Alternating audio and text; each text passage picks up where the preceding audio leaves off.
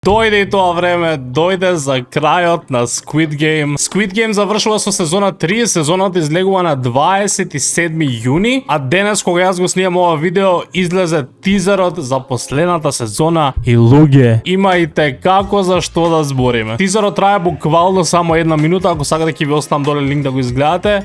Во таа една минута се скриени толку многу детали и толку работи што ги дознаве, така што можеби ако не сакате спойлери, можеби не го гледате ова видео, затоа што мислам дека многу работи може да си заклучиме од самиот овој тизер што го добивме од една минута. Ако сакате уште видео за Squid Game, лајкнете го ова видео и сабскрајбнете се каналот. Во најпрвата сцена од овој тизер го гледаме оној фамозен ковчег во кој се наоѓа Гихан. Никој не очекуваше дека баш главниот лик ќе се појави во тој ковчег, но одма во следната сцена сепак гледаме дека тој е жив. Дали ова значи дека фронтменот го поштедил? Сигурно тоа значи, низ интернетов се ворат дури теории дека Гихан станува следниот фронтмен. Замисли, нема шанс. Нема шанс. Но зошто е поштеден и зошто е тука да продолжи со игрите?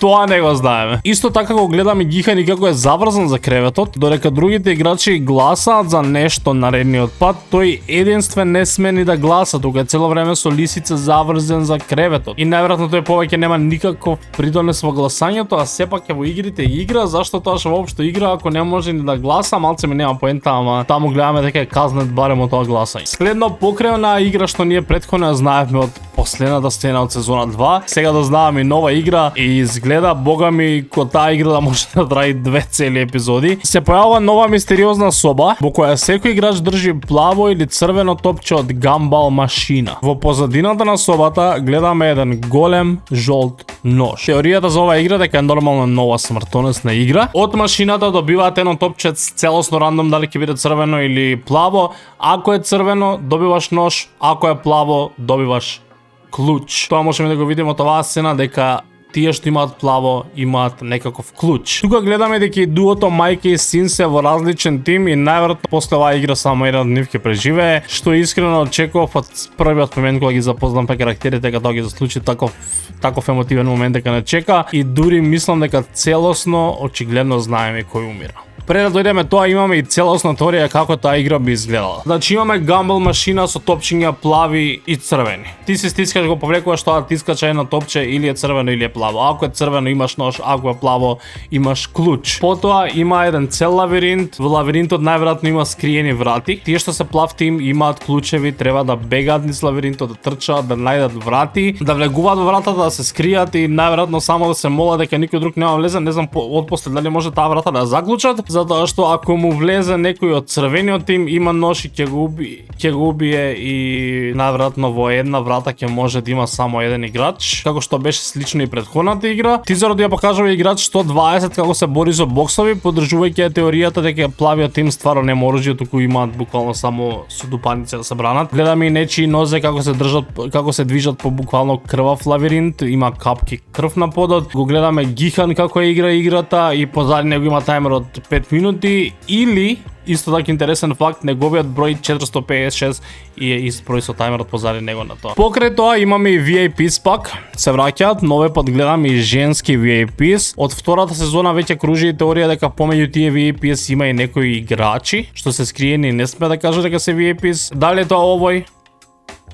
Или некој сосем друг, или се повеќе, останало да видиме. Во втората сезона се поврзавме многу со чуварката број 11. Овој пат некаде бега. Тоест, гледаме како веќе успешно бега, гледаме до вентилација, гледаме како држи запалка, најверојатно да уништи некакви докази, документи или сите можни документи поврзани со играчите, онака целосно ги уништи, не знам тоа што помага, ама најверојатно со тој упалјач таму гледаме дека ќе ги уништи тие работи и многу е можна незината поврзана со полицајето што конечно после толку епизоди го наоѓа островот.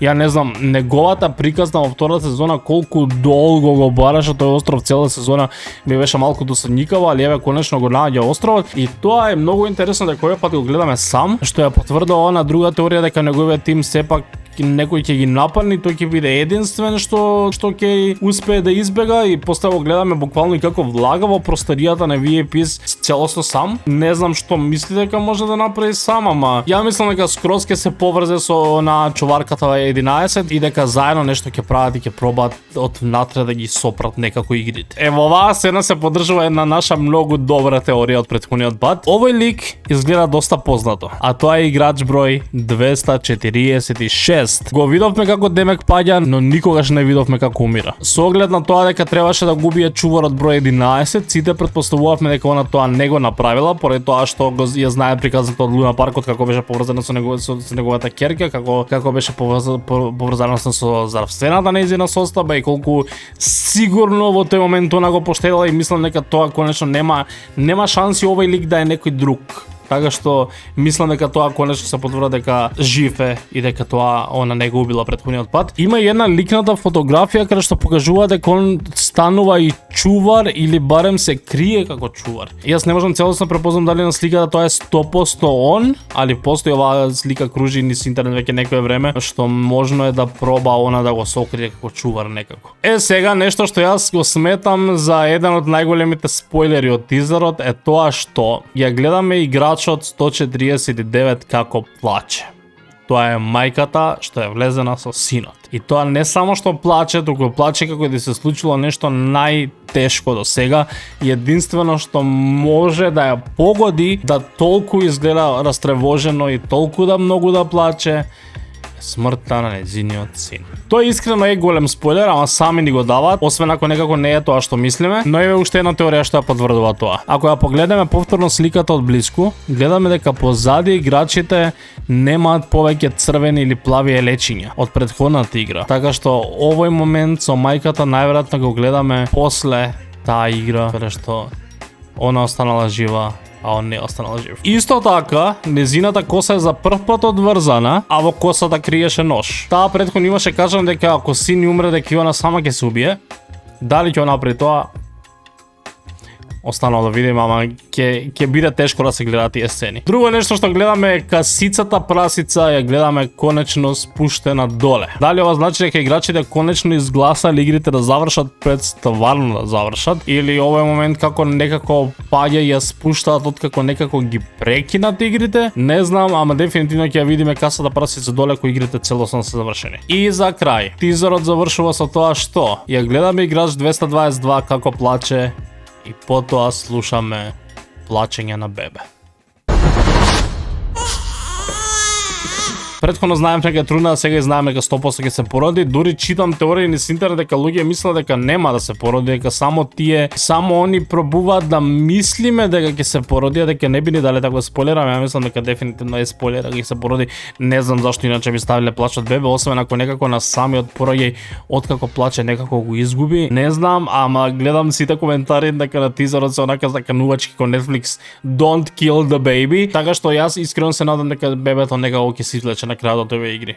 Како немам поема. Го гледам цело време тизерот и гледам дали нешто ќе пропуштам и сега налетав на момент кога поминува Гихан во лавиринтот, точно позади него на многу кратко можеме да видиме дека сепак лежи таму починат играч со плаво елеч. Така што ова уште поише не потврдува и теоријата дека црвените се опасните и имаат нож, а плавите се тие што само бегаат и треба некако да проба да си спасат жива глава. Тоа е тоа од овој тизер. Дали вие имате нешто што би додале, слободно продолжете дискусијата, коментари што мислите за се ова што го кажав и дали нешто можеби пропуштев или за нешто од овие работи мислите дека поинаку ќе се случат. Слободно распишете со коментари, дајте ми ги вашите теории. Едва чекам помалку од 2 месеци, 27 јуни излегува и завршува целосно Squid Game. Тоа ќе збориме пак, има уште Squid Game видеа, така што лајкнете го видеото, субскрајбнете се каналот за не ги пропуштите тие видеа. Фала ви на гледање и ние се гледаме следното видео. Чао!